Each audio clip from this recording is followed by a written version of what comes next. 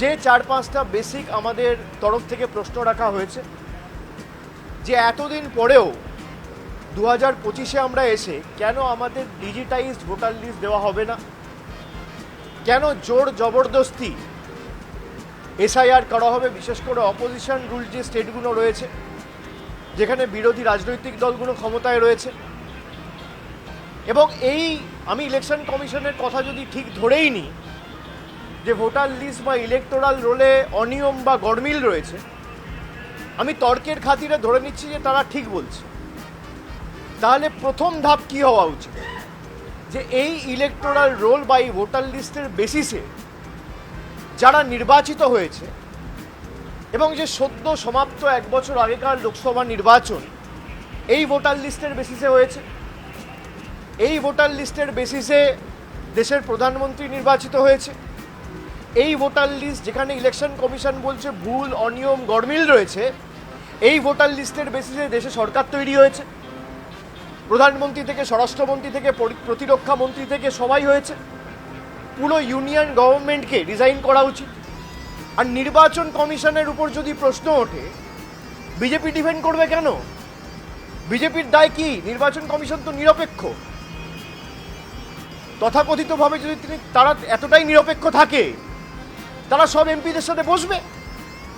এই এমপিগুলো তো বানের জলে ভেসে আসেনি, নির্বাচন কমিশনার মনোনীত, আমরা নির্বাচিত, আমাদের 20 লাখ 22 লাখ 25 লাখ মানুষ ভোট দিয়ে তাদের ভোটাধিকার প্রয়োগ করে আমাদের নির্বাচিত করেছে। আর ইলেকশন কমিশনকে প্রতিনিধি করে সরকার পাঠিয়েছে তাদের হয়ে কাজ করার জন্য।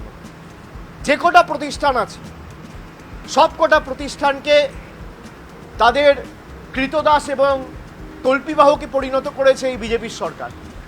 তারা দেশটাকে নিজেদের সম্পত্তি ভেবে সব প্রতিষ্ঠানগুলোকে নিজেদের রাজনৈতিক স্বার্থে কাজে লাগিয়ে এখন মানুষের ভোটাধিকারটুকুও কেড়ে নিতে চাইছে। আমরা এটা করতে দেবো না।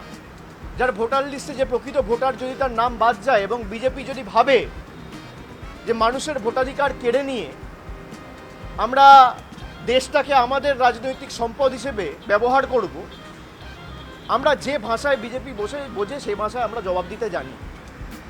বাংলার একটা মানুষের যদি ভোটাধিকার কাড়ে তাহলে 1 লক্ষ মানুষ নিয়ে নির্বাচন কমিশন ঘিরব। বিজেপির কোনো নেতা বাঁচাবে না।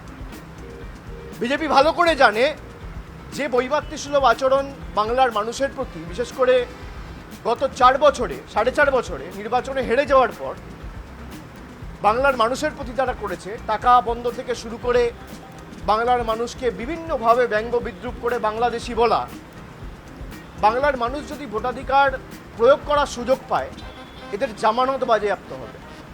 আপনারা যদি ঠিক হন তাহলে প্রথম পদক্ষেপ যদি এই ভোটার লিস্টে গড়মিল থাকে তাহলে ফার্স্ট স্টেপ শুড বি যে তৎকালীন যিনি চিফ ইলেকশন কমিশনার ছিল রাজীব কুমার, তার বিরুদ্ধে ক্রিমিনাল প্রসিডিং ইনিশিয়েট করা, তার বিরুদ্ধে নির্বাচন কমিশন থেকে এফআইআর করা, যে তার তত্ত্বাবধানে, তার ভিজিলেন্সে, তার সুপারভিশনে যে জেনারেল ইলেকশন 1 বছর আগে হয়েছে সেখানে যদি ভোটার লিস্টে গড়মিল থাকে আর ফেক ভোটার থাকে এবং সত্যি বাংলাদেশি থাকে তাহলে তার বিরুদ্ধে ক্রিমিনাল প্রসিডিং ইনিশিয়েট করে সেই ভোটার লিস্টের বেসিসে যারা নির্বাচিত হয়েছে সবার পদত্যাগ করা উচিত। এবং তারা যদি পদত্যাগ করে তাহলে প্রধানমন্ত্রীর পদত্যাগ করা উচিত। এই ভোটার লিস্টের বেসিসেই প্রধানমন্ত্রী স্বরাষ্ট্রমন্ত্রী নির্বাচিত হয়েছে, এই ভোটার লিস্টের বেসিসেই আগামী দিন উপরাষ্ট্রপতি বা রাষ্ট্রপতি সাংসদদের ভোটে নির্বাচিত হবে। তাহলে পুরোটাই যদি বেনিয়ম বা অনিয়ম বা ভেজাল বা কোনো ফেক নাম থেকে থাকে তাহলে ফার্স্ট স্টেপ হিসেবে তারা রিজাইন করুক। সারা দেশের মানুষ এসআইআরকে স্বাগত জানাবে। আমি বলছি আপনারা যদি এসআইআর করতে চান আপনাদের বক্তব্য কি? যে এই ইলেকটোরাল রোলে অনিয়ম রয়েছে, আমরা এসআইআর করতে চাই।